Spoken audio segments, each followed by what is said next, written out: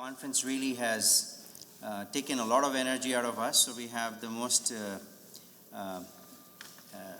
passionate group of folks right now in the audience. So thanks for attending. We are waiting for one more panelist, but we're going to start given that you all came on time. The IIT brand and how IITs can evolve to remain relevant in India and globally is the topic of the panel. For the last 2.5 days, there have been significant discussions about education, especially in India, and all the challenges it is facing, whether it's gross enrollment ratios, whether it's world-class research excellence, and what have you. There are also disruptive forces in the making, such as the massive open online course innovation that's transforming education. All of them also offer opportunities for the IIT system. We as IIT alum are keenly aware of the brand value that IITs have, and it's a brand that's valued around the world. We are the creators and beneficiaries of this brand, and thus protecting and enhancing this brand is not only important to all of us, but also the IIT stakeholders, such as the IIT Directors, and key stakeholders such as faculty, staff, and students, and the government and other agencies. So clearly there are perceived threats and opportunities that IIT brand faces, and collective, timely, and thoughtful actions taken by all of us can help, offers an opportunity to protect and enhance the brand. So in this session, we'll focus on 3 key questions. What has made IIT brand special thus far? Secondly, what are the challenges and opportunities facing IITs as of today and as we look forward? And third, what actions can IITs, IIT alumni, and other stakeholders take to make IITs more relevant in India and around the world? We have an outstanding panel here who bring unique insights, passion, and perspectives to this particular topic. Each of them has been engaged in the Indian higher education system.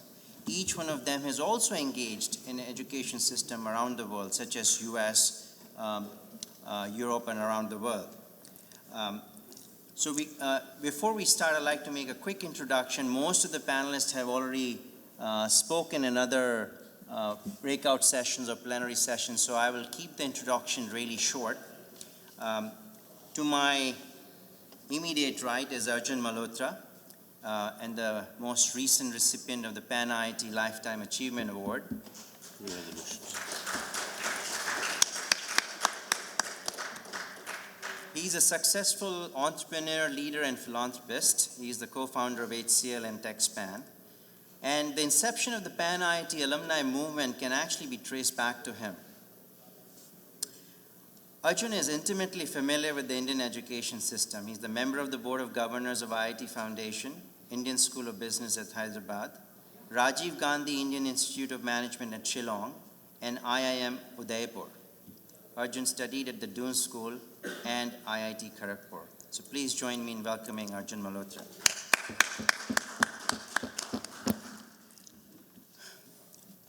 Next to Arjun is Ramesh Wangal. He is the founder and chairman of the Katra Group. Ramesh has excelled in entrepreneurial, corporate, and the NGO world. His corporate career took him to Procter & Gamble and PepsiCo. Ramesh was also the chairman of Seagram Asia Pacific and was on the board of Infosys Technologies as its first independent director. Ramesh received his engineering degree from IIT Bombay and MBA from the London Business School. Please join me in welcoming Ramesh Wangal. To the right of Ramesh is Sudhir Jain. He's the director of IIT Gandhinagar, an internationally renowned scholar in earthquake engineering. He has been on the faculty of IIT Kanpur since 1984, from where he's presently on leave to serve as the first director of IIT Gandhinagar. Sudhir holds a Bachelor's of Engineering degree from IIT Roorkee and Master's in Doctoral degrees from Caltech. Please join me in welcoming Sudhir Jain.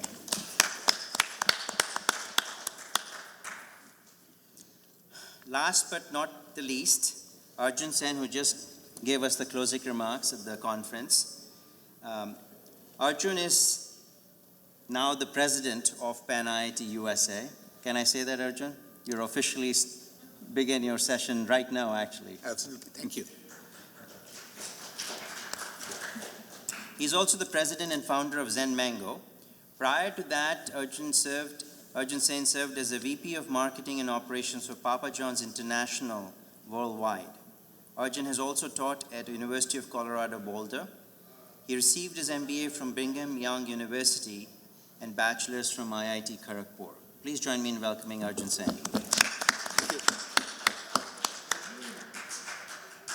This is a very intimate group, so I like to keep the discussions and make it very interactive. So I have 3 questions, as I said in the beginning, that we will ask each of these panelists. And after each panelist will get 1 question. They'll all answer the same question. Feel free to give your questions as the questions are being asked. So I'll start with the very first question. And I'd like each of the panelists to spend maybe a minute or 2 on that to keep it really succinct. What has made IIT brand special thus far? And I'd like to start with Arjun, with you. Yeah. So, I think that and just to keep it to a sentence, I think that the generally above than average performance, or above average than the expected performance of many or all of our graduates from the IITs, and add to that a few exceptional performances in a few fields that are directly connected with technology and engineering, and in fact, not just those fields, but in some social fields, there are 2 Magsaysay Award winners, a lot of work in that area. I think the generally above average performance of every IITian is what I think contributes to the brand. Thanks, Arjun. In my sense, you look at the IIT within the context of India, it represents perhaps one of the finest filtered selection of brain power. So getting into the IIT is as much an aspiration for a taxi driver as it is for an industrialist, because it was based on merit. And over the last 30 odd years, perhaps 40 years, 50 years, we've built a cadre of, let's say, IIT alum who have distinguished themselves. Without knowing exactly what the future is, these guys represent the best and brightest India had to represent. And this is not a self-serving statement.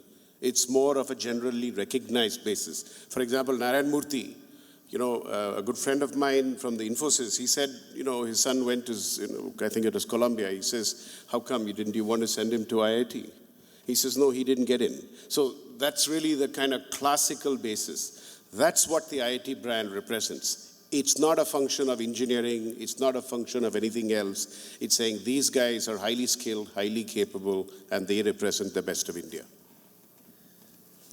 I agree with my esteemed panelists, but I think we are missing one very important point. In a country like India, maintaining integrity in its admissions in terms of its governance has been really the biggest brand of IIT. And I don't believe that our alumni, our graduates would have done as well if we had gone down the rest of the India's way in terms of letting influence, letting power, letting money govern our decision making. I think combined with that integrity, IITs have done a very important role within India, which is perhaps not so visible from outside India, and that is hosting the expertise. If you go around the country, you will see so many Supreme Court, High Court, government decisions where they will say, IIT will decide this, or IIT will create a panel for this. There is an inherent assumption that IITs will do a job fairly and IITs would have expertise. When you go to, and I have had the opportunity to go to some of the neighboring countries like Bangladesh, Pakistan, Nepal, when you look at those countries, what is it that is different about Indian academia versus them? The fact that we had these IITs which are able to retain their excellence. Lahore University was as good as some of our Allahabad or Calcutta universities were. But the fact that we could create IITs which could host some of the very bright people who studied not necessarily abroad, but even within India, we could retain a big pool of people in those IITs. And I think that has been a great advantage to the country, and that gives a lot of value proposition in terms of brand within India. When you look at it from outside, yes, the alumni. But when you look at it from India, it is the integrity and the expertise. Thanks, Sudhir. As I listen to each one, I'm going to take a totally different view. I agree with each of you, but I'm going to separate myself from being an IIT, and I'm going to look at only as a brand expert, so give you an external perspective. Anytime you're looking at a brand, you need to look at the target audience. We break it, as Sudhir you talked about, inside US and outside. Then we also have to look at by functional area, academics, entrepreneurship, different areas. And as I start looking at, there are two features of the brand which stand out. Number one is what is visible to everyone is the separation of a brand. Because anytime a brand becomes me too, it does not work.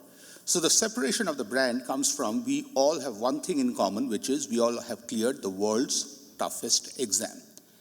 Undisputedly demonstrable that we have cleared the world's toughest exam, because if you compare to Harvard, our ratio is 100:1. The second part of any brand is demonstrable part, which shows that is it stuck at that point of time, which means where we only grade on that day we cleared that exam. Because in that case, it is just like the team that won the Super Bowl 10 years back. We don't think about them. So the thing that, again, as all of you talked about, is the contribution of alumni on an ongoing basis reinforces the value we added on them on that day they cleared. So to me, those are the two big things. One is separation, which is visible. Number two, which is demonstrable, which is the continuous ongoing contribution of IITians, more in India than outside. Great. No, thanks, Arjun. Now, as I said, I would like the session to be very interactive. So if you have any questions, maybe we can take your question. I like the question to be really short, not a statement, but a question. So go ahead. Yeah, I think I identify with the point that you made about the entrance exam process being uncorrupted. And in my household, me and my two brothers all went through IITs. And one of the things that was possible was because it was seen as uncorrupted. You don't need any connections. You don't need to pay a capitation fee. And you can get it on merit. And we never thought about brand in those days. But the fact that everybody got in was assumed to be getting in on merit, that's what made a difference. I don't know how much that is true today. But 30 years ago when I passed out and my brothers passed out, that was the case. Still true. So that's the question. The question is it still...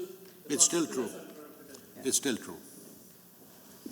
By the way, there are two ways you can give questions. You can ask because we are a small group, or you can actually, we have volunteers with cards. If you prefer that channel, you can send your questions that way as well. Bob. Yes. Taking over this point, the question really is, now that the admission process is changing, and the directors are fighting to keep brand in its pristine integrity, but what is the status of the change in the admission process? The next one. Sudhir, you want to? See, to me, the change in the admission process is a very small, very subtle shift. And being academics, we would like to always argue in favor of what we think is the best. To my mind, when you look at IITs in a global sense, in a 30,000-foot view, how you admit whether you give 60 percentile as a minimum qualification or 80 percentile as a minimum qualification, whether you take board exam, whether you take this, to me that is all trivial. To me that is not an issue. As long as whatever you do is consistent, whatever you do is fair. Nobody in the IIT system has ever claimed that JEE exam is the most appropriate exam for selection of the students.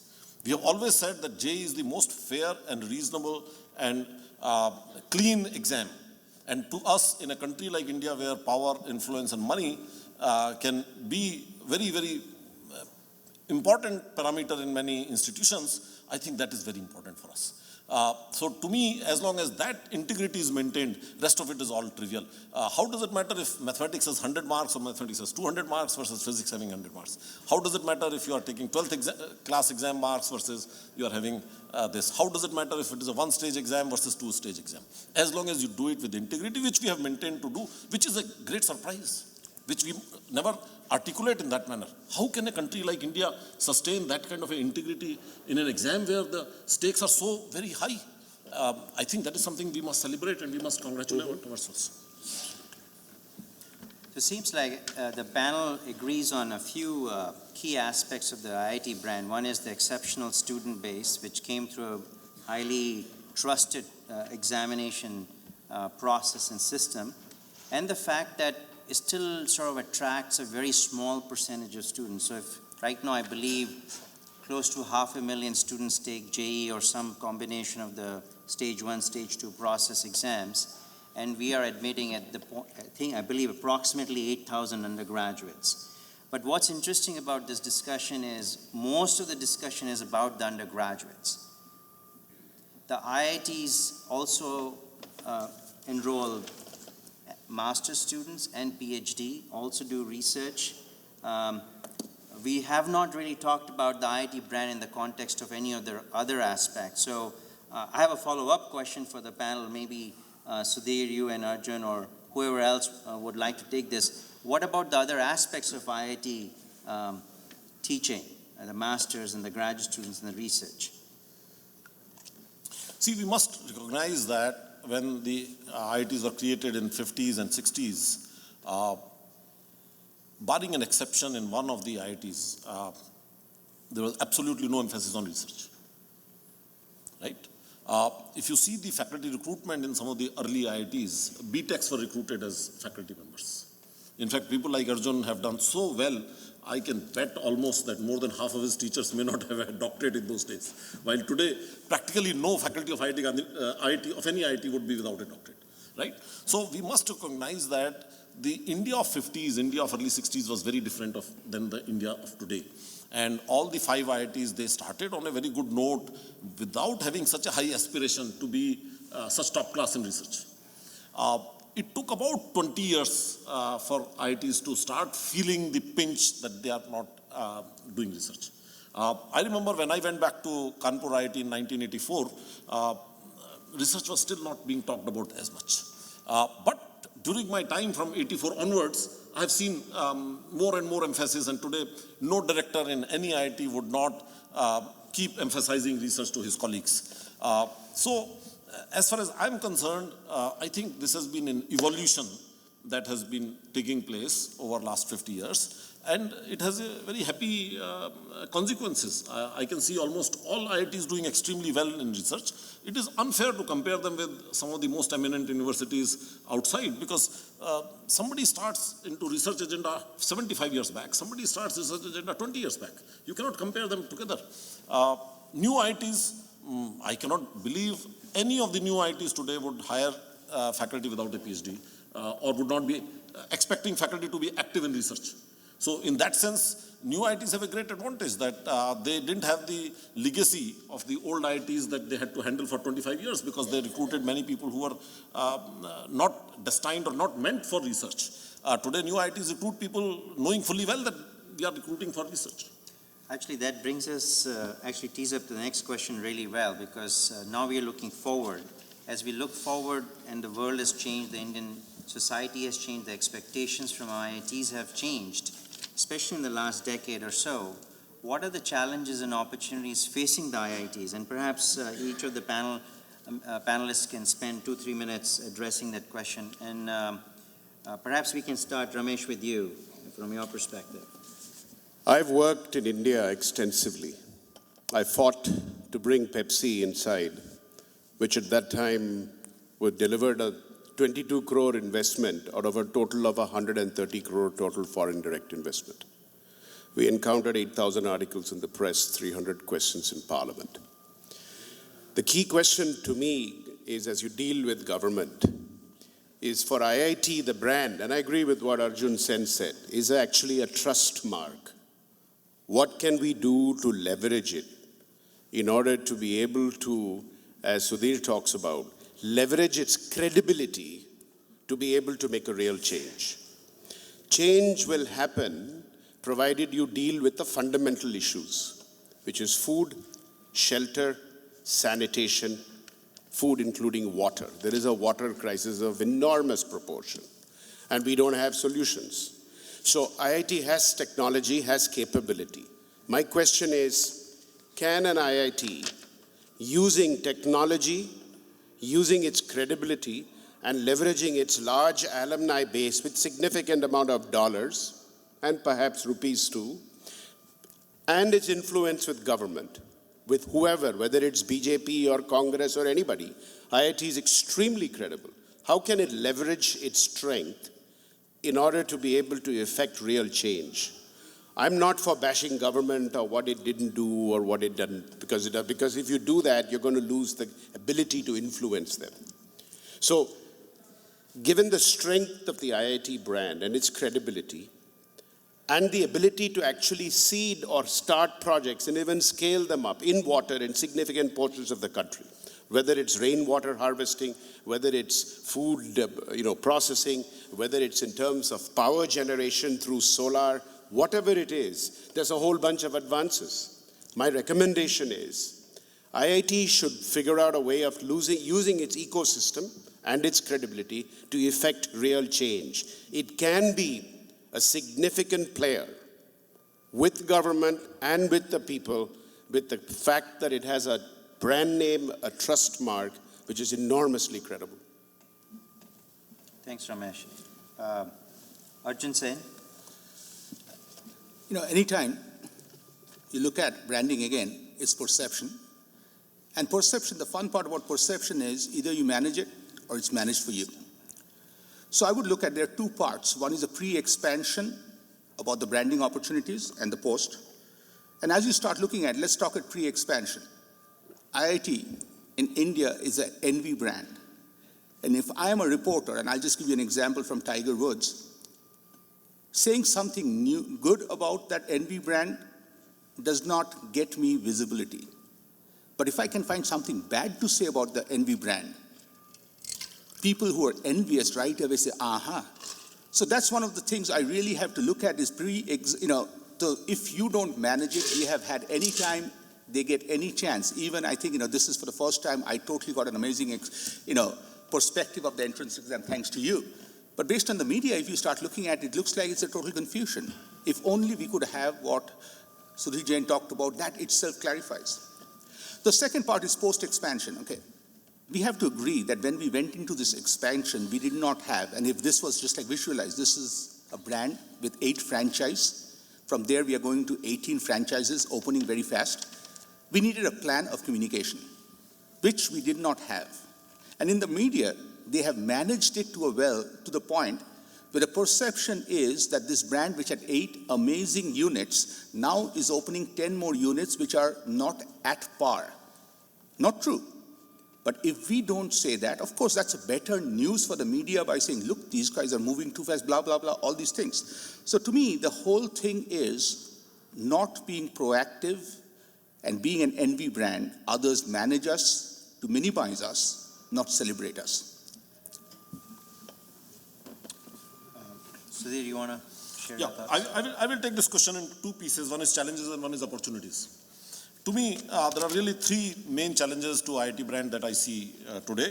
One is just very high expectations from IITs. Our university system has collapsed, and the only thing we as a country, our leaders, our politicians, our bureaucrats, our country, our academics, all of our expectations on academic institutions, they are getting piled up on IITs, and the expectations are just too high. I give an example today. Far too many organizations in India, government organizations in India, they would say, anybody who is doing a structural design of a project must get the drawings vetted by an IIT professor. Can you believe that?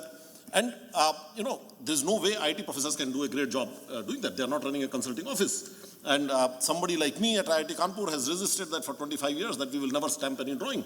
In Gandhinagar, we don't allow anybody to stamp drawing. But my colleagues do stamp drawings in some of the IITs. And then some of these companies will come to me, some of these organizations will come to me and say, boss, you have got to do it. I said, no, go somewhere else. No, they can't do a good job. Obviously, they cannot do a good job because they are not destined for it. And if I start taking your job, I will be falling exactly in the same trap. So first issue to me is just very high expectations from our country that we have on IITs. Second challenge is complacence. We are doing so well. I'm happy. My competition is with Gujarat University, my competition is with Allahabad University, my competition with Delhi College of Engineering. I'm doing much better. So no problem. Thank you very much. I think that complacence is a very big challenge to us. Third, I think big challenge is the social agenda of the country. Some 5 or 7 years back, the government of India very explicitly gave instructions that IITs will follow reservation policy in faculty recruitment. Informally, the ministers and the bureaucrats are not implementing that. Informally, they are not asking us any questions, and many of us are not following that. But any day, hell may break loose, and there could be a very big problem there, right? So this is, to me, a very big challenge. This is a time bomb that might never get triggered, but it might get triggered. When I look at opportunities, I see, again, 3 major opportunities. One is, I think there is an opportunity to go higher on the value chain, to, like my colleague said, address societal issues, create a mark in research, create a mark in entrepreneurship, and things like that. So this is really the time to do it. India's economy is growing, India's confidence is growing, and IITs are expected to do it. I think second biggest opportunity today is the new IITs. The amount of innovation that is emerging out of new IITs, if only old IITs will step back and just pay attention to what new IITs are doing, I think they will have so much raw material, so much fodder to improve themselves. And I'm not saying it only from my IIT point of view, I'm saying it on behalf of 8 new IITs, because we are so small. You know Newton's 3 laws of inertia. Bodies at rest want to remain at rest. We have no bodies, so nobody wants to remain at rest. Mass times acceleration is equal to force. There is no mass. I apply some force. Wow, I get a great acceleration. Every action has a reaction. There is nobody to react. So the amount of innovation that is happening in new IITs, I think, is a great opportunity for the IIT system. The third opportunity, I think, is that country has a great hunger right now for creating great universities. Prime Minister, President of India, Education Minister, everybody is going around the country giving speeches. Wow, IIT must be in top 100, IIT must be in top 200. Never ever in last 60 years, Indian politician has talked about IITs being world class, IITs being top ranked. I think this is a great opportunity. We need to leverage that. Thank you, Sudhir. Arjun? I guess most of the points I wanted to say got covered. I think we've got the opportunity to become a leading global institution. The government wants it to happen. It's up to us to say how we want to leverage that to make it happen. I think our biggest challenge that I didn't hear is one of the things I think that will get you there quicker is if we can get more global faculty, if we can go and find people from all over the world who will come back and teach, very much like when the IIT started. And Professor J talked about IIT Kharagpur. At that time, with Nehru's vision and the motivation of this new country getting independence, I know my professors came from all over the world and came to teach us in India. And I think in a way, the advantage we had was that we were taught by people who were the best in the world at that time. You realize that today, at that time you took them for granted. And they did some very innovative things in terms of how they built the structure. At Kharagpur, we had 3 terms. I didn't realize, I thought that's the way every college ran. It's only later I realized that Gyan Ghosh, who was our first director, experimented with that form in Kharagpur. It was never done anywhere else in the world. You know, so it's strange. You get into the system, you think that's the way the rest of the world runs. It's only when you get out of it, you realize no one else does it that way. We did it that way. I think there's an opportunity to make a difference with doing societal, emerging market solutions. I think, much used term today is frugal engineering. So using those concepts to providing solutions to real life problems in India. In fact, at my IIT, just had a discussion with the new director. And one of the things I told him is that one thing that makes me feel ashamed that IIT has been at Kharagpur for 60 years, and we are still in the poorest district in Bengal. We made no difference to our hinterland. So I'm an island in the middle of this really poor area for 60 years. So he's taken it on as a challenge that in the next 20 years, he will change this whole scene and at least impact the quality of life of people within 50 miles of the IIT. I think if we look at where we want to go, I think one of the other things that we should do as an opportunity is to try and give our students, well, we are already giving them a much better global view than when I was there, but I think we need to find a way of making it, improving on that. And that's where I think alumni around the world can play a role by getting students in for internships over here, getting your companies to work on projects with India. It's amazing the few projects that we have done at Kharagpur, and I know Kharagpur because I'm from there. For companies overseas, we are now getting them into kind of joint ventures, doing intellectual property, who will own it, how will it be owned, will it be co-owned? And it's taken a long time, but it's interesting to see professors at IIT get involved in how the IP is going to be owned, how they're going to get return from it, who gets the return, et cetera, et cetera. And that's happening. And it's really good to know. And I see as these things go on, I think those are opportunities for the IITs. I do believe the new IITs, as Professor Jain mentioned, are a great opportunity. In fact, Bhubaneswar got set up, IIT Bhubaneswar. Kharagpur was supposed to be their mother IIT. The older IITs were asked to help some of the younger IITs to get in. And one of my gentlemen, a year junior to me, from IIT Kharagpur, went as the director at IIT Bhubaneswar. He's still there. And I told him, don't set up electrical engineering, mechanical engineering department. Send your students to Kharagpur to do that. Just set up interdisciplinary. I think it was too weird a concept. But I do believe new IITs after this that should come up should be interdisciplinary only. If you want to do mechanical engineering, send your students to one of the old IITs and let them do it, because they are the ones that have the inertia. The new IITs are going to be the ones that will make a difference. Thanks, Arjun. In fact, one of the things you mentioned about faculty, I'm sort of weaving the questions from the audience into some of the comments that the panelists are making. So a follow-up question for Arjun and others on the panel is, everybody knows there's a severe shortage of faculty. In fact, in some quarters, at least for the more established IITs, there's also a concern that not all faculty are at the same level as we would like them to be. So this whole issue of faculty, you said something about attracting faculty from overseas and increasing that, getting the best from the world. So can you talk a little bit more about how do you sort of see this issue, and how do you see sort of game plan to sort of addressing this issue? There are two parts to it. One is, look, you're going to be short on faculty because you're expanding so rapidly in terms of the number of students that you're admitting into the IITs. I'm talking just of the IITs right now, that the ratios are going to go haywire for a while. Plus, you've got to remember that when I graduated in 1970, and for probably 15 years after that, academics was not something lots of people wanted to do, at least in India.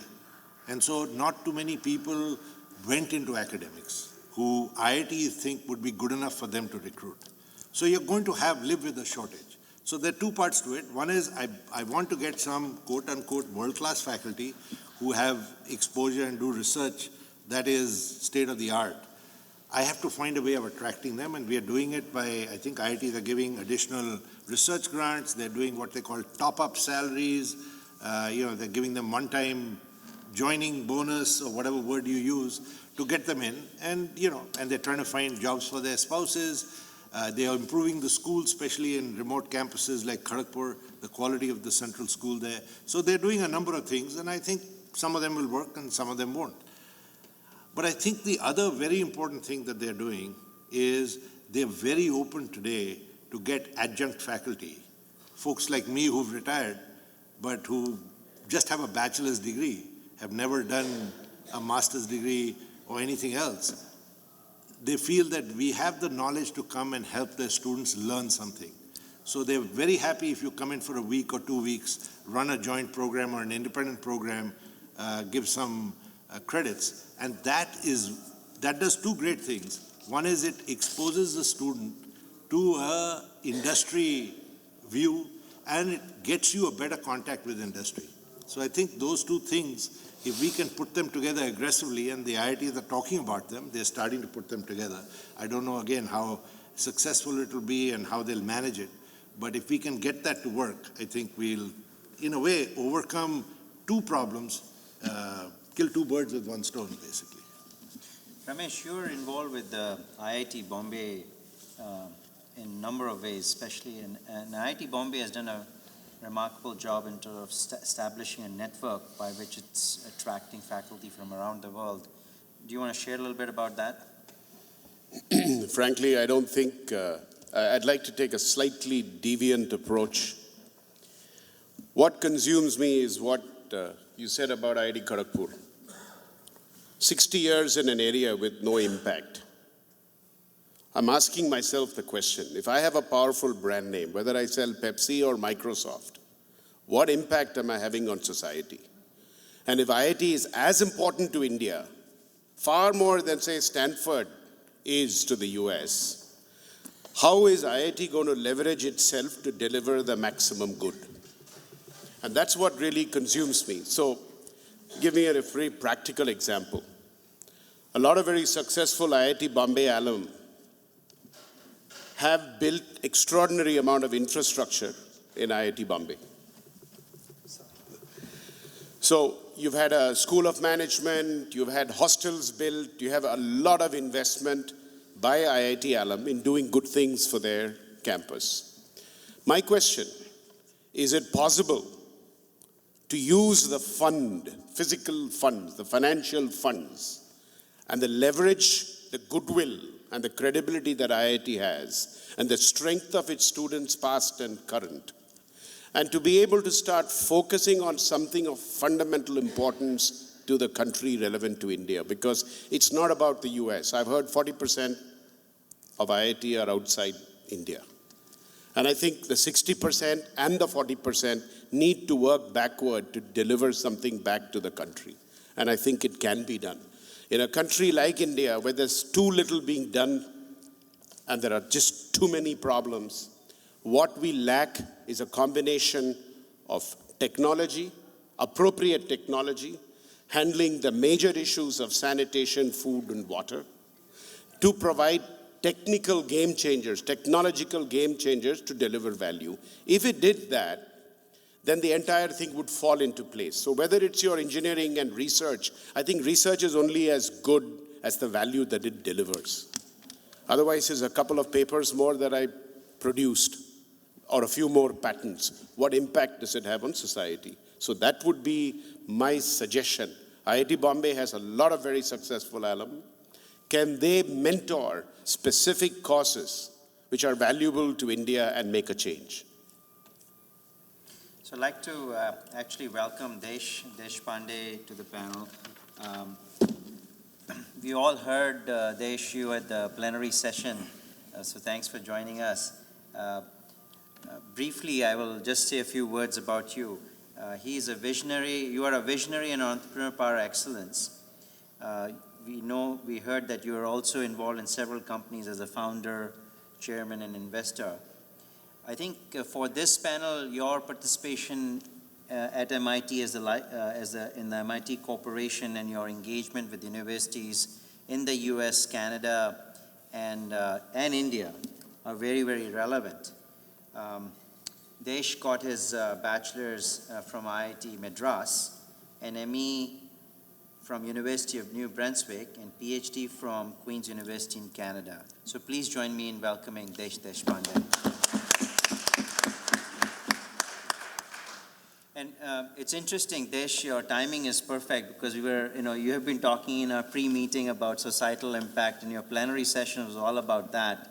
And Ramesh just said something about that. So maybe you can share your views on opportunities and challenges facing IIT within that context. Sure. I think I just got the tail end of Ramesh, and I don't know if I have a lot more to add to what Ramesh is saying, but the way I can think about IITs is that the first 50 years it's been about IITians. IITians going out and doing whatever they needed to do. So the next 50 years, I think it has to be IITs, right? Branding IITs, which means it's not IITians just making a difference, but IIT playing a central role in actually having that impact. And I think I can just echo Ramesh's comments here. I also, now, this is on top of my mind, and it rhymes exactly with what you're talking about, because MIT is just going through their next capital campaign, which is like $5 billion, right? And so they've been thinking a lot about how MIT can make a difference. And so what MIT did as a tagline is that giving to MIT is giving to the world. That is, how can MIT solve big problems? So the big problems they're picking are, Susan Hockfield was the previous president. So when she joined, she said, I really want MIT to stand up and take on energy, life sciences, and manufacturing, were the sort of the three things. And within energy, it's amazing how 120 faculty within MIT, some from civil engineering, some from biology, all kinds of stuff. They all came together because all solutions that you have to come up with are all multidisciplinary. And it's always at that border where you get most exciting things. And what it did was it energized all the alumni and people, a way for people to come back and everything else. So so I think picking, so this year they're picking water as one of the big challenges, because I think there's going to be a lot of wars over water in the next 25, 30 years, unless technology somehow comes along and says, we're going to solve this problem. So I think I just want to echo Ramesh's comments. If IIT can actually solve meaningful problems, for example, energy, the electrical energy in India, it's a shame. How the UPS diesel investment far exceeds the investment that you need in electricity, right? That's an IIT problem. IIT should collectively, and there should be competition between IITs, because I think they should cooperate and compete. But if each IIT can sort of say, this is the problem that I really want to take on, I think it'll energize the alumni, it'll energize the thing, and then make that commitment and make that difference happen. That's what branding to me would mean, making a meaningful difference as opposed to, just sort of branding by marketing and so on. Sudhir, as in IIT Gandhinagar, you're doing some, as you said, very interesting work. Maybe you can talk about how IIT Gandhinagar, and maybe through your association with other IITs, how IITs are evolving to make that sort of societal impact going forward. See, I think the fact that 25 years back, nobody in IIT system talked about what just now Deshpande is talking. And the fact that every IIT is not talking about that, I think that's a very big step forward. Because when I came to IIT Kanpur, I never thought it's my responsibility to worry about Kalyanpur, where I'm situated. When I started to do alumni relations in 2005, that is when first time alumni started to raise some of those issues. And that's when I became sensitive to this. In fact, my initial reactions were, why the hell should I care? In fact, to my mind, it is a very interesting thing that in a country like India, to maintain our integrity, we deliberately isolated ourselves from the society. In IIT Kanpur, every time a prime minister came, every time a chief minister came, there was a revolt by the faculty. We don't want politicians inside the campus. Can you believe that? Right? Because they came with security tamasha and many other things. Of course, faculty looked at it in the short term, but I think there was a bigger game plan that we want to stay away from these guys. These guys should not come so close to us that they start to tinker with us. I think now in 50 years, I can say I have been director for 4.5 years. I have not received a single call from any bureaucrat, any politician, either from central government or state government, asking for a recruitment, asking for an admission, asking for any undue favor of any kind. The fact that today I have an integrity as an IIT brand, people know they cannot influence me, they cannot do anything with me. I think this is the time for us to engage back with the society. Today we have the self-confidence. Today I'm very happy to have Chief Minister come in to my campus. Today I will be very happy to have Prime Minister come into my campus because I have confidence that these people cannot mess up with me. So the fact that I have started to talk about social responsibilities of IITs, I think this is bound to happen. It's only a matter of the trajectory, it is a matter of slope. And I think one of your questions that will come later would have some pointers towards it. Arjun Sen, you want to? You know, for me, there's nothing to add on this, but only thing I just want to personally say, Sudhir Jain, how do you do this? I've never seen somebody so positive and proactive. It's like hats off to you that the inspiration you're bringing the entire team. That's the only thing I can say. Thank you.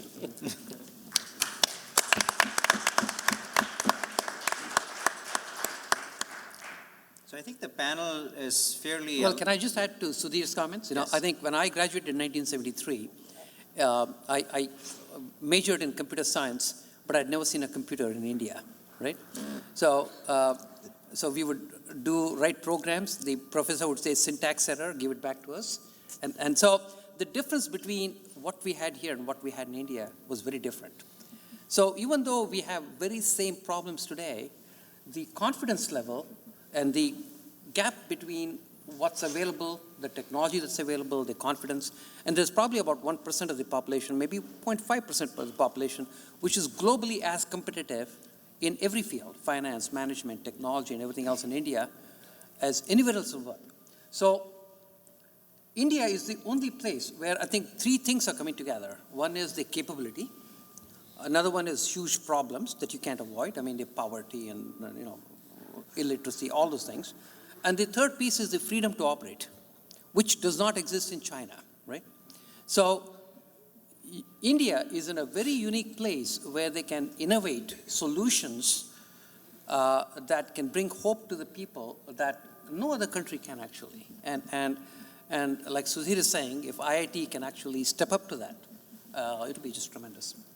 So, Sudhir, I have a follow-up question. I mean, the kind of passion, energy, and confidence you bring to the table and to the IIT Gandhinagar, do you see that across IIT system, or is it sort of limited to a few IITs or few IIT directors? And this may be a provocative question, but it's worth getting your insights on that issue. See, different people are at different stages of evolution. Right? If I were to sit in this panel 10 years back, my views will be totally different. Similarly, different institutions are different levels of evolution. And we must allow that. It takes time for certain ideas to sink in. And I'm very forthright in saying in 2005, when I became Dean Alumni Relations, and alumni said, you should improve Kalyanpur. And I said, what the hell? Why should I? You know, kind of thing. So I think direction is the same. Everybody is thinking about that. Everybody is concerned about that. The message is very loud and clear that IITs have to produce solutions for the society. IITs have to be relevant. IITs have to not only create future Googles and future Microsofts, but IITs also have to find a way to create toilets which will require very little water or no water to be able to provide to millions of countrymen. You know, so that part I don't think there is any doubt in any IIT. It's only a matter of, on that process of evolution, where each IIT stands or where individual faculty members stand on that thing. And that is very natural, that is expected. When you come as a young assistant professor with a fresh PhD, your problem is the only important problem. And every solution starts from your PhD problem, you know. But then after 25 years, you realize that was really not all that important. So maybe I'll go to the third question, which is probably the most action-oriented question in this whole, for this session, which is what actions can IITs, IIT alumni, and other stakeholders take to make IITs more relevant in India and globally? And I think we sort of started talking that question, but I sort of changed the the framework of this discussion. And maybe Arjun Sen, I'll start with you on this one. Perhaps we already heard very interesting work that Wheels is doing, which is sort of catalyzed by the Pan-IIT movement. But could you sort of talk from your perspective as the incoming president of Pan-IIT USA? Okay. So one of the things I did was, just to get an external perspective, I asked my marketing team to tell me what's the difference between IIT brand versus others. Okay. They came up with three things. Number one, at IIT, the brand each one of us define when we get in versus at any other campus, the fun starts when you graduate. Two things happen after: networking and continual education. Second, related to that is KPIs, a specific KPIs, and I didn't have time. I looked at 3 or 4 campuses. Nearly 50% of alumni visit the campus back within a year, 80% within 5 years. Okay. So there's an ongoing connection after you graduate, and somehow for us, because we take the degree and we are incredible human beings, we can run amazing solo journeys. So that was a big thing. So the paradigm shift is a big thing for us. Okay. Second thing, as we look at the change forward, anytime there's a change, most of the time change just does not happen. Either you look at a risk or an opportunity. So for us, anytime you look at a risk, I want to break it down by where is the risk, what kind of a risk is it, and how big it is and when. So geographically, if you look at versus India, right now the risk is more outside India for the brand versus inside India. Secondly, we also have to break it down by different fields. And the most important thing is, if let's say the risk was, as I started talking to my team, was that if something we do not do by end of day today, we would have acted very differently. So it's like we should be lucky that we have some time to act on it and make a strategy. The upside also, I think we need to quantify, because the moment we are all incredible opportunists in a micro and macro sense, which means if the opportunities are clearly defined. So from a campus point of view, recruiting goes up, there's more celebration, there's more awards, there's more networking, salaries goes up for all of us. So all those, I think we need to, if we quantify that, without that quantification, many a time changes don't happen. So with that, the target tactics that I just have been looking at is, we can't be all things to all people, which means we need to target which targets we want to go. And second thing, one of the things, yesterday we were in a meeting with Kharagpur, the deans, and as I was getting into branding, Arjun Malhotra said this most amazing thing is, let's get our internal act together first before you brand. Because a branding guy like me loves to make stories, but if the reality is not there.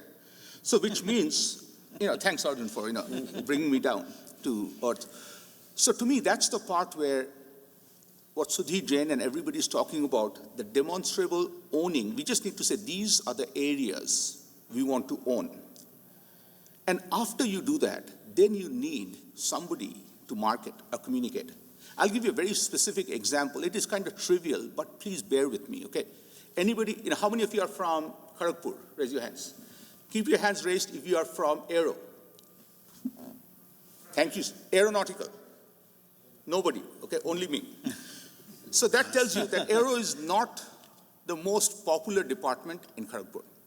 So I was back for my 25th year, after graduated, and as I was talking to everybody, I was trying to tell about power of branding, and everybody, start saying that, Arjun, you used to be glorified BS guy when you were here, you have continued that, make a career.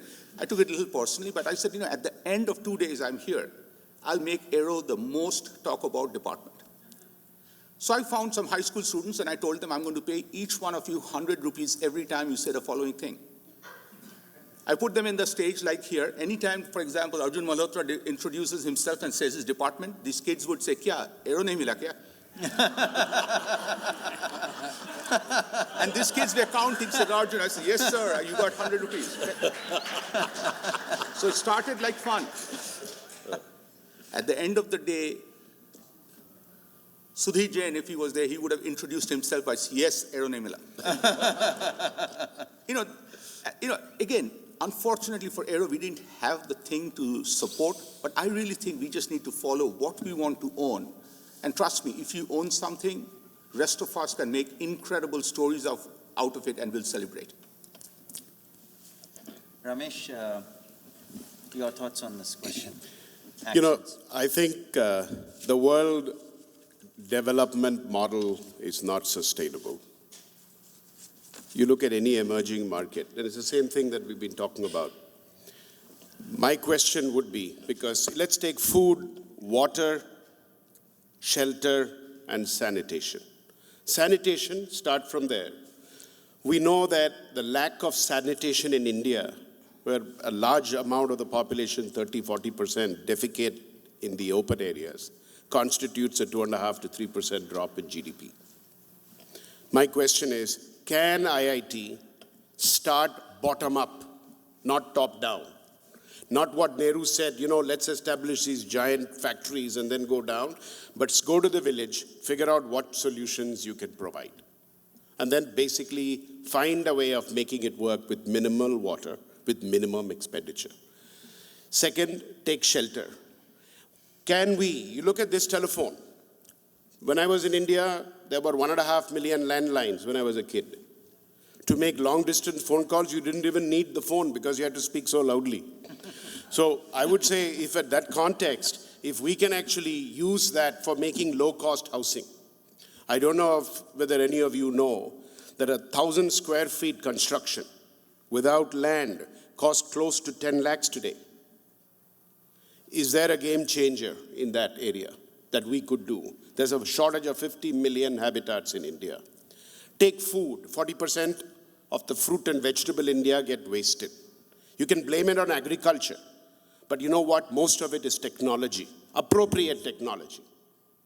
How can you work those particular appropriate technology practices inside? You look at water. We are receiving 40 inches of rainfall across the entire landmass of India. And we have more arable land than China. But our food output is 1/3 of China.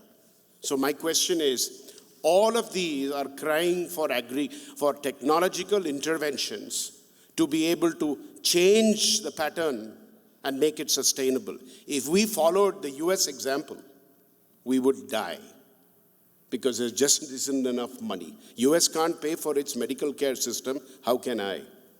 I'm in Ayurveda, big time. And one thing I'll tell you, that's a solution.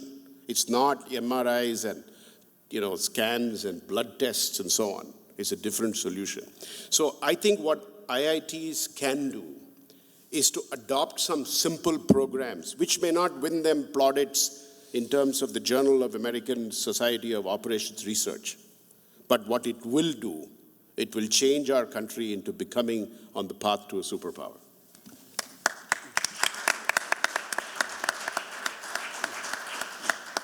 Arjun, your thoughts? Yeah, no, I agree. And in fact, I've been working with the new director at IIT Kharagpur to try and focus on some programs that can be visible to the alumni and will have an impact, hopefully, on the country. And one of them is planned urbanization, especially for Tier 2 and Tier 3 cities, where you're going to see massive movement, into whom you're going to see massive movement over the next few years.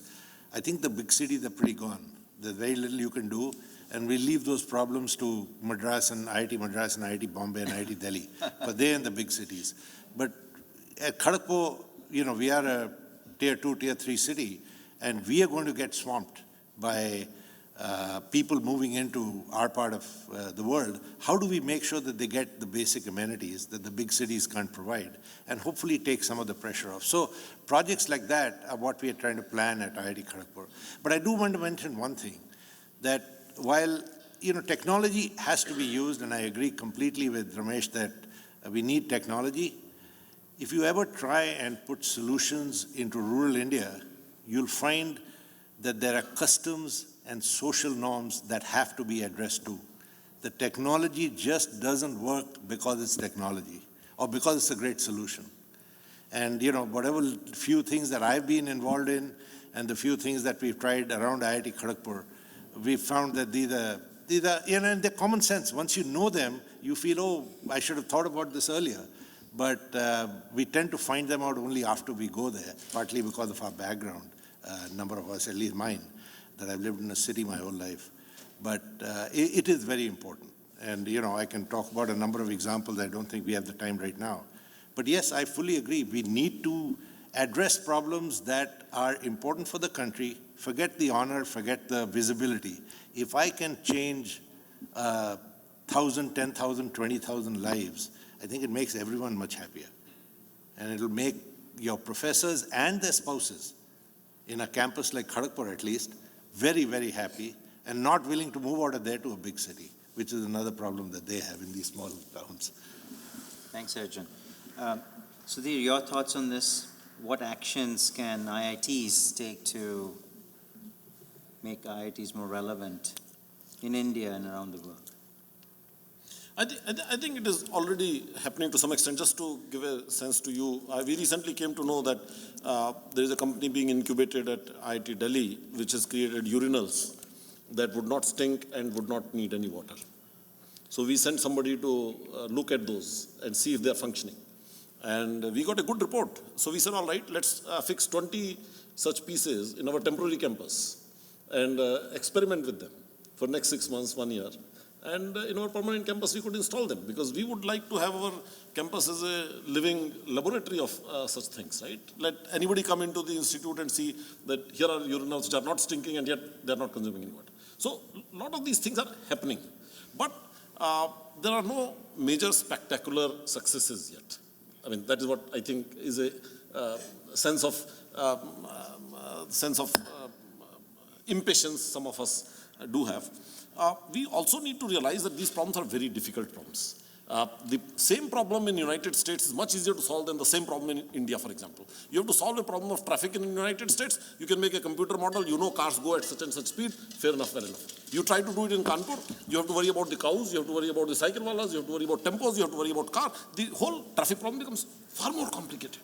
And we need much higher level of technology, much higher level of competence to solve Kanpur's traffic problem compared to Boston's traffic problem. We must recognize that. What that means is that if IITs are going to ever solve the societal problems of India, they have to be technologically not as good as MIT, they have to be better than MIT, right? And that means that we need to look at the overall ecosystem of the IIT in terms of excellence. And that excellence cannot be just by focusing on social problems. We have to be as good in Sanskrit, we have to be as good in mathematics or pure mathematics as we are in climate change or things like that. So this is what is my thought that we need to ensure. As an IIT, we are conscious of it. I cannot imagine any IIT where people at the leadership are not conscious of social issues. It is a matter of having the quality of people, the quality of excellence, the resources, the priorities, and I think we are moving in the direction towards that. Great. Deshu, your thoughts? Yeah, so maybe one way to think about this, Sudhir, is to, every organization and every individual in this world is optimally set up to innovate contextually in a certain way, right? That is, even if you have 1 E = mc square, it has to get contextualized in lots of different ways to actually make that innovation be useful. And so, and IITs have the intellectual capacity and everything else. So IITs alone cannot solve all these problems. So we need to engage all the other engineering colleges, the villagers, everybody, right? But IITs should be the architects of that innovation ecosystem. In fact, I can tell you a little experience I had. I and Jayshree, we do this social innovation sandbox in Massachusetts, in Lowell, Lawrence. Lawrence is the 41st poorest town in the United States. And one of the universities that they have there in Lowell is UMass Lowell, which tends to be a little bit more blue-collar worker, but it's a good place. I mean, kids are pretty smart and everything else. So when we got involved with them 4 years ago, the university was really trying to build this technology lab for $80 million, but constantly they were always trying to chase and say they're as good or better than MIT kind of a thing, right? That's a game they'll never win, right? And they really latched onto this idea of contextual innovation, where if they pick the right context, they can be better than MIT in that particular context, right? And so now they have this program for all the incoming class where they orient them for a whole week to be difference makers. So they say, we're a university where we don't teach skills. People can learn skills, but we really teach them to be difference makers in the world. So they picked a context in which they now suddenly have a pride that they're better than anybody else in the world. So I think we have to make everybody into a difference maker in the world, and we have to bring that pride to everybody in being able to say, I'm the best suited to solve this problem, and I can solve this problem better than anybody else. And that pride, I think, is what really brands you, is what sort of, and that pride comes from the fact that you actually make a difference, right? So I think moving away from this idea that MIT is a powerhouse of innovation, because, I talked about this Akshay Patra meal, 12 cents a meal. If I ask MIT to solve that problem, they'll screw it up royally, right? because they have no concept. I mean, they'll probably do $5 a meal, and they'll think it's really cheap, and they won't realize it's $4.88 too expensive, right? So I think the context is very important, and so which is a new thing that's happening in IIT and everything else, because when we were there, whatever 25, 30, 40 years ago, the whole model was to be as good or better than or compete with MIT and Stanford and so on. That's not the idea anymore. The idea is to actually be better than them in certain contexts. And I think I really agree that branding is important, to be able to say, I'm the best in the world in solving this particular problem. Arjun Sen, you wanted to follow up? Yeah, I just have a follow-up question, is especially, I think, when, Ramesh, when you were talking about, what I was thinking was, many a time we look at things from inside, but from outside, when you start talking about these bigger challenges, what forum, if any, do we have when I'm a faculty sitting in any of the campuses, see that these are the 5 or 10 biggest problems that, one, either India needs, or selfishly, from an IIT brand's point of view, if we solve, gives us the best visibility? I'll make a confession. I've had numerous tragedies in my life, personal tragedies, and my only child is autistic. My brother-in-law suffers from cerebral palsy, so I run a charitable foundation for brain-injured children. The one thing that drives me right now is a sense of lack of time. And I've done all the wrong things. I sold Pepsi, and I sold liquor and Seagram and all of this other stuff. So what I'm really consumed by now is saying, as you try to correct, and I'm into Ayurveda in a big way, the only thought I would try to leave is, we have such a collection. I've met so many of my friends, such smart guys, all a lot smarter than I was in IIT, but brilliant guys. Can we, in some sense, coalesce together and pull it together? Because that's one thing as India, we're very, very fragmented. You look at even, for example, Rakesh Mathur, Jungly.com, he sold it to Amazon, and Amazon made a killing on it. Not Rakesh. He's a technology basis. Is there a way to use the power of one to be able to look at the basics? Because I went through education, management education in London Business School, and that's the model that India is following. And I think what we are doing is training a bunch of people to be corporate executives.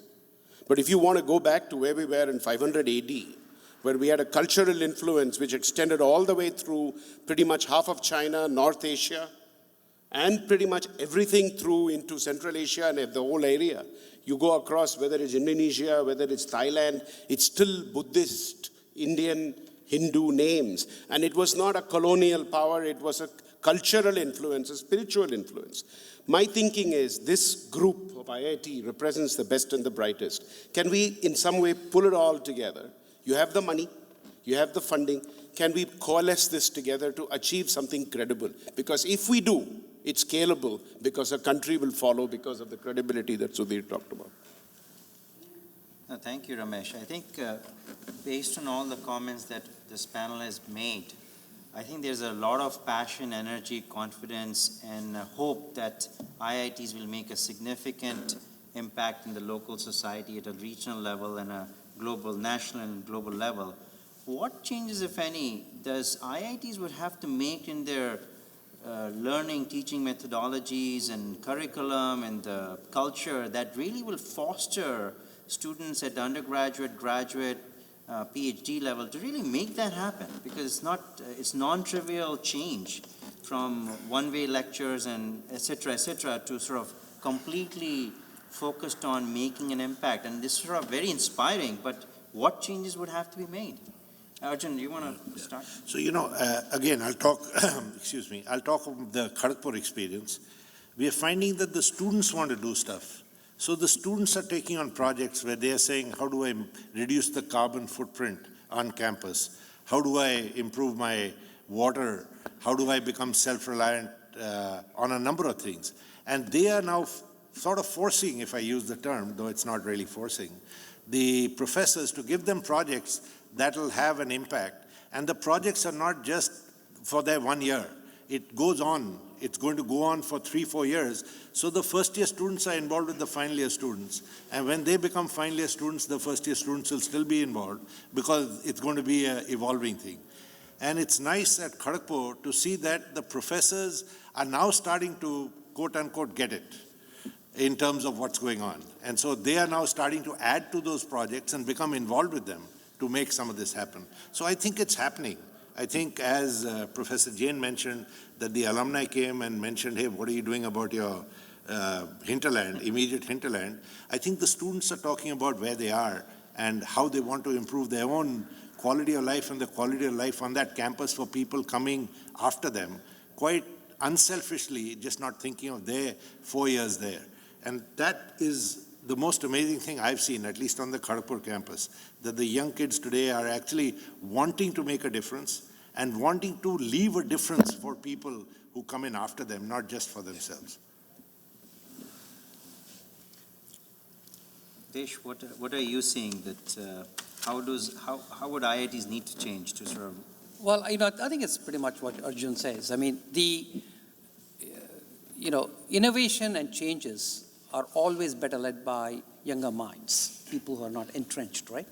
And in fact, we spent some time with Sudhir just a month ago in Boston, and he's doing exactly the right thing. So just to give you the MIT example again, what MIT does is that any 5 students can come together and they can say, I want to start a club, an initiative on this particular thing. And the MIT gives them $500. That's all they give, right? So when Susan Hockfield, the president, announced the MIT Energy Initiative, within 9 months, they had 1,200 students as a part of the club. And these students have enormous amount of power. They can get the Secretary of Energy, anybody in the world to come and be at the conference and so on. So I think using that student power is the key thing to actually cause the change. So. Sudhir, as a director, what are you making? What changes are you making in your IIT? And I think we are doing a lot of interesting things, and I have some brochures, and I'll be happy to share those with you. But let me give a very broad 30,000-foot view of what we are doing. I think one of the very important things for us is to have a healthy competition, not only within IIT system, but also with universities outside. We must continue to benchmark ourselves with the best in the world and continue to look up and say, boss, we got to do more. I think there is less hunger in us, and we need to be more hungry for moving up the ladder. Second thing, I think we need to be more external focused. We are far too busy managing the internal environment. I think with good governance, with good team, you can manage internal governance much easier, and the leadership can focus more on external environment, engaging the alumni, engaging the philanthropists, engaging the people from industry, from the government, bringing them in, engaging with them, getting them to give ideas, getting them to give opportunities. To me, that is a very important thing, and I think we can do much more than that, much more than what we are doing today. Third thing I think that is very, very critical, and IITs are slowly recognizing that most of the IITs are quite active now, but we have been quite slow in this, is we must recognize that there is no way in the world that government would ever give money for excellence. Government would pay for the routine bills. Government would create rules and regulations that will meet the needs of 1,000 universities in the country. They cannot give IIT professors a very special treatment and say, you guys are a special gift on this earth, on this land, and therefore you guys can do all these things while 1,000 other colleges cannot do it. Therefore, to my mind, we need to, in IIT system, understand it has to be public-private partnership, where government will pay for the bills, government will pay for the electricity and the salaries, but the private funds, the philanthropy will pay for excellence. Unless we acknowledge that, train ourselves. Far too often you see a donor, after giving a money, he's unhappy. Wow, there's a lot more we need to learn and improve ourselves. Somebody gives money, he has earned it the hard way, he wants to make a difference. He should feel excited about it after giving that money. He should see some good results out of that. But far too often you will see that our donors tend to be unhappy after giving the money. I think there is a lot to learn as far as we are concerned. Why is it that many top Indian industrialists have written big checks to American universities, and we have not been able to make them write such big checks? I don't think it is something on them, it is something on us, that we have not been able to engage with them. We have not understood the power and the value of philanthropy and importance of philanthropy in excellence. To my mind, there is no way on earth a good university can say, you guys will solve the water problem, you guys will solve the toilet problem, you guys will solve the food problem. That is not the way universities work. A good university means the president is only enabler. He is only bringing resources. It is the individual faculty who will have to do things. And therefore, unlike corporates where there can be a mission saying, okay, guys, tomorrow onwards, we are going to do this. Universities cannot do that. Which means that as a president, you need to create a good atmosphere in the university, create aspirations, give confidence to your people, and bring the resources. I think if you have good people, they will find solutions. So one of the topic of the panel was IIT brand. So there is a question about rankings that has come up from the audience. I'm sort of paraphrasing different questions. You know, while the IIT brand is highly valued in the research, world-class research rankings, none of the IITs or ISCs actually are in the top 200. How do we compare to, you know, around the world? I mean, you talked about benchmarking, Sudhir, but really if that was one of the benchmarks of rankings, how do we fare in it? Any thoughts about do the rankings matter? Should we worry about them? And what can we do to improve the rankings if that they do matter? I think let me set the record straight first. When they say none of the IITs appear in top 200 universities, that's not a fair comparison. You are comparing broad-based universities with law school, with medical school, with comprehensive universities, with institutes of technology. You have to compare IITs with institutes of technology. When you do that, many of our old IITs will come in top 50 in the world. So first, let's put that very clearly. Second, the criteria. Who has built that criteria? That criteria has been built keeping in mind what an American university looks like, right? So in American university, for example, what percentage of alumni are donating money is an important criteria. But recently, when the British started a criteria, that parameter is not there because British universities were never into fundraising. They have started to learn fundraising now, right? British universities are giving much more emphasis on how many papers were written with international team. So if you have a paper with a co-author from another country, wow, that is something big deal. So when you go to a context of this ranking, you will see that there are certain disadvantages that Indian universities have. Similarly, in American universities, public universities, 20%, 22% is considered as an upper limit of foreign students, for example, things like that, right? So they give a lot of weightage to how many percentage foreign students have. India would have hardly any foreign students. So, to my mind, while we are very conscious that we should be top, why not? We should. Everybody should say IIT is the best. No question about that. But we must also not beat ourselves too much about not being as highly ranked. And yet, we have a lot of room for improvement. So we have about a few minutes left for the panel. Is it a quick question?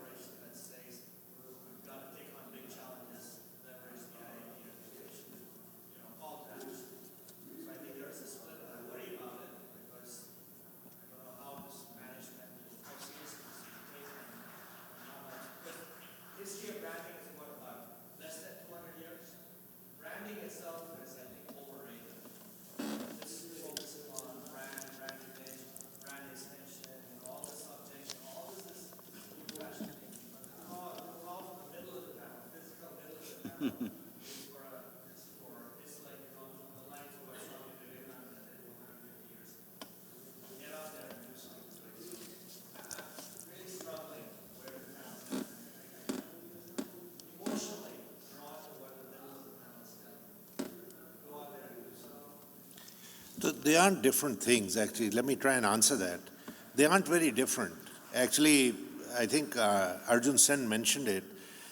You can build a perception, but to sustain the perception, you have to have the product or the service delivered at least to that expectations. Probably exceed it, then your perception will stay. So branding is that perception of what you're delivering. I mean, if you had said that you were worried that our brand far exceeds our delivery, I would have a good discussion with you. right? And maybe I agree or maybe I disagree with that statement. But basically, that's how it's looked at. So it's not different. We're not saying too many different things. It's just that someone is saying, hey, let's get your act together internally. Let's get something real done, and that'll help the brand. And the other person saying, hey, let's get the brand there. We're already there. We better do this. Otherwise, we won't be able to sustain it. Can I make a point which supports that? Perception is reality in branding. I'm actually a brand guy. If you say IIT brand is this, whatever we ultimately come to consensus, and you actually put that perception out ahead of the delivery will come. Great.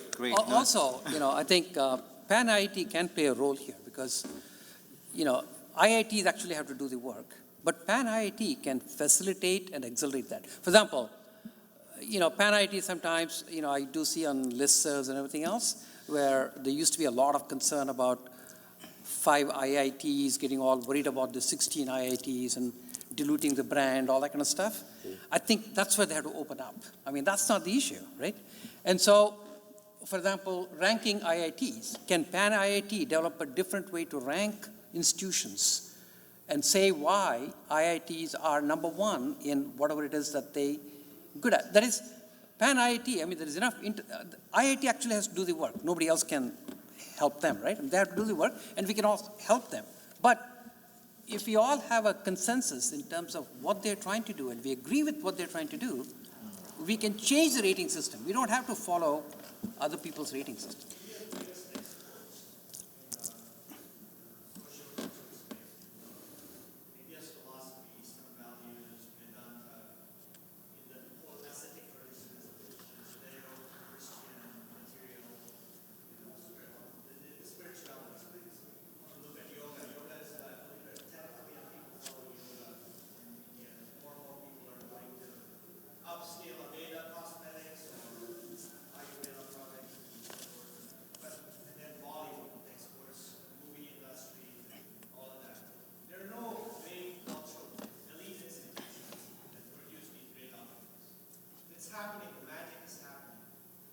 Okay.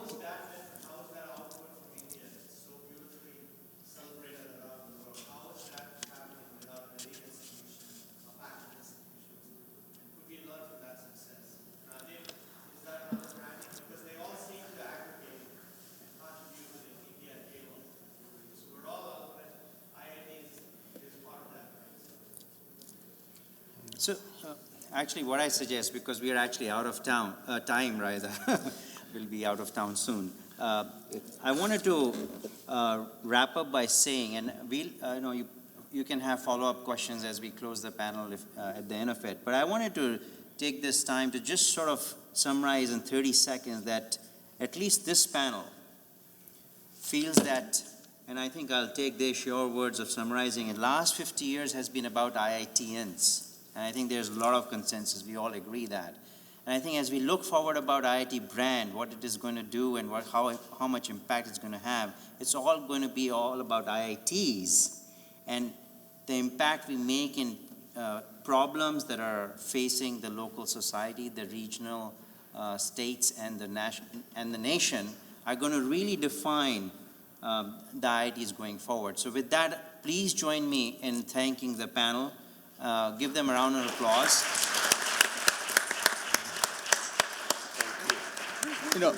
One thing, because this is a session that happened after closing, in that spirit, I want to add one thing after closing. I worked on a similar session at Brigham Young University, and at the end, what I found that every person who came wanted to leave and wanted to do something. This is the homework I gave them, should they choose to, and I'll give the same thing to you. I asked everybody to do 7 things before you give any money to your campus. Hold on with me, please. Number 1, visit your campus. Number 2, mentor 1 student. Number 3, be a friend with 1 faculty. Number 4, offer an internship.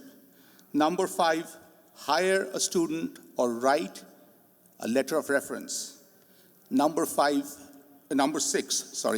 it's been long days, brag shamelessly with peers. And number 7 is the most important thing. Anybody has any discussions which are negative, step in and just say IIT ka tempo, because that's the most important thing is you need positive energy. Thank you. All right.